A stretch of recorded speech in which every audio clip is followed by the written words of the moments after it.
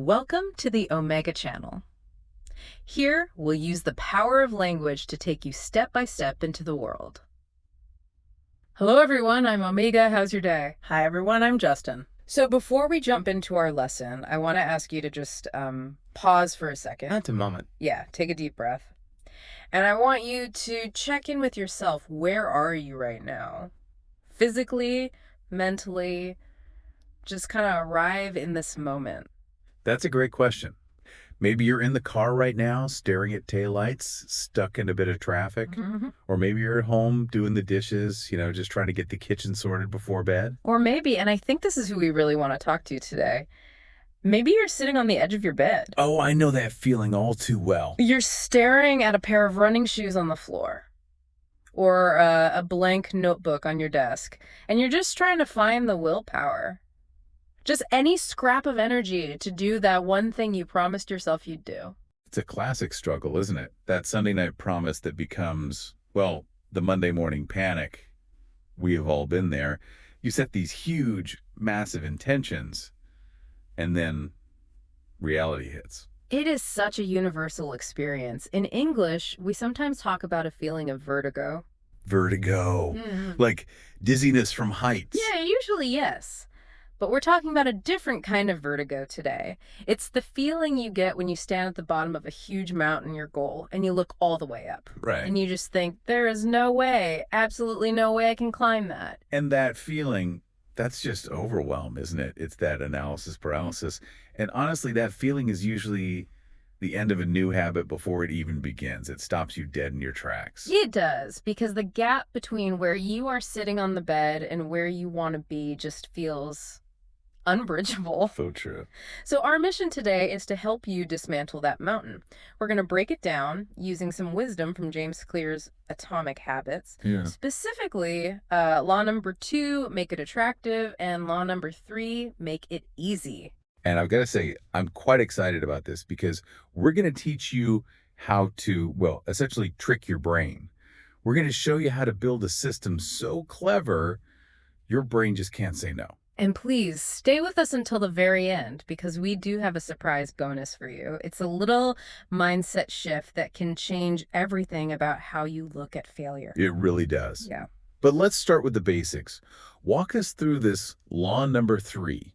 What does make it easy even mean? It sounds a bit counterintuitive for big goals. It does, but this brings us to one of my favorite concepts. It's called the 2-minute rule. The 2-minute rule. And it is so simple. The rule is this. When you start a new habit, it should take less than 2 minutes to do. Wait, less than 2 minutes. Okay, I have to play the skeptic for a moment because I know a lot of people listening might be thinking, What's that? well, it sounds like a gimmick. A life hack that doesn't actually work. If my goal is to get fit or learn English, doing something for 2 minutes feels, I don't know, like cheating. That's a really valid point. And you're right. If you look at it purely from a results perspective, 2 minutes of running won't make you fit. Exactly. So what's the point? The point isn't the results. Not yet. The point is the neuroscience of initiation. The neuroscience of initiation. Okay, unpack that for me. We have to understand the difference between 2 English concepts. Motion versus action. Motion versus action. They sound pretty much the same. They sound similar, but they're almost opposites. Motion is planning. It's researching. It's buying the running shoes. Ah, I love motion. I can spend hours making a perfect color-coded schedule. It feels so productive. It does. It makes you feel like you're getting things done, but you're not. You're just preparing to get things done. Action is the behavior that actually delivers an outcome. So reading about the gym is motion. Yes. And actually going to the gym is action. Exactly. And the problem with that big mountain mentality is that it keeps us in motion because the action feels way too painful. Right. When I even think about going for a run, my brain just simulates the pain. It fast forwards to the hard part. That's it, exactly. Your brain is a survival machine. Right. Its job is to conserve energy. So when it sees go for an hour-long run, it builds a wall, a huge mental wall. And it says, nope, not today. We're staying on the sofa where it's safe. Correct. But Hmm. what happens if you change the goal? What if the goal isn't run a marathon? What if the goal is just put on my running shoes? Well, that takes, what, I- 30 seconds? It's not painful. It's not exhausting. So the wall disappears. Your brain can't find a good reason to say no. You're bypassing the resistance. That is brilliant. You're sneaking past the guard dog of your own laziness. We call this a gateway habit. A gateway habit. I like that. It's the entry point. It's the entry point, and this is the key lesson, I think. You have to master the art of showing up. Master the art of showing up. That's a powerful phrase. It means that for a beginner, the victory isn't running 5 kilometers. The victory isn't writing a chapter. The victory is that you put the shoes on. You showed up. But that little voice in my head, you know, the imposter syndrome one, is still asking, isn't that cheating? If I just put my shoes on and stand there, I haven't actually exercised. I kind of feel like a fraud. You are tricking yourself, but in the most productive way possible. And here is the core truth of this whole idea. You cannot improve a habit that does not exist yet. Ooh, that's good. Say that again. You cannot improve a habit that does not exist yet. You have to standardize before you can optimize. Standardize before you optimize. Right. We try to get the perfect result before we've even started once. Yeah. But if you put on your shoes every single day at 6 p.m. for 2 weeks, even if you never run a step, you've done something massive. What have I done, apart from wear out my shoelaces? You have cast a vote for your new identity. You are becoming the kind of person who gets ready to run at 6 p.m. You're mastering the art of showing up. That's a huge shift in perspective. We obsess over the result, but you're saying the real battle is just standardizing the behavior. Defeating inertia. Because once the shoes are on, the friction is almost gone. I suppose if I'm already standing there in my gear, I might as well, walk out the door. An object in motion stays in motion. Exactly. But even if you don't, you still won the moment. Okay, I am sold on the theory. Lower the bar so low you can't help but step over it. Let's make this practical. Scenario A, Scenario A, the after-work slump. my personal nemesis. You get home, you're exhausted. Your brain is fried. Yeah. And the sofa is calling your name. This is where we use the 2-minute rule with a little twist of reverse psychology. Reverse psychology, how does that work? When you get home, you tell yourself, I am not allowed to work out. Not allowed. Not allowed. Yeah. Your only goal is to change into your gym clothes and tie your shoes. Once the shoes are tied, you have to stop. That's very clever. You're lowering the stakes to zero. All the pressure is just gone. And naturally, once the shoes are tied, you usually feel like doing a little bit more. Yeah, But the key is, you don't have to. right. Okay, let's do scenario B. This one is for anyone creative. The writers, the artists, the journal keepers. The dreaded blank page problem. It's terrifying. You stare at the blank page and you feel like nothing you write will be good enough. It's perfectionism, really. The marathon version is, I must write 500 perfect words, which is very hard. Impossible on most days. The 2-minute version is, I will open my notebook and write 1 sentence. Just one. Even a bad one. Especially a bad one. It can be, I am tired and I don't know what to write. But here is where we bring in law number 2. Make it attractive. Because writing 1 sentence alone isn't very exciting. So you need to add something else. This is where community comes in. Imagine you join a small group chat, maybe with just 2 or 3 friends. Let's call it the open notebook group. The open notebook group. I like it. And the only rule is, every day, you have to post a photo of your open notebook. Oh, wait, I don't have to show what I've written. Nope, just proof that you opened it, that you Okay. showed up. Wow, that changes everything. The community isn't judging my work.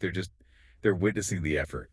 Exactly. And when you post that photo, you get a little thumbs up, a heart emoji, your brain gets a hit of dopamine. Suddenly, opening the notebook is associated with praise and belonging. It becomes attractive. You're using social norms.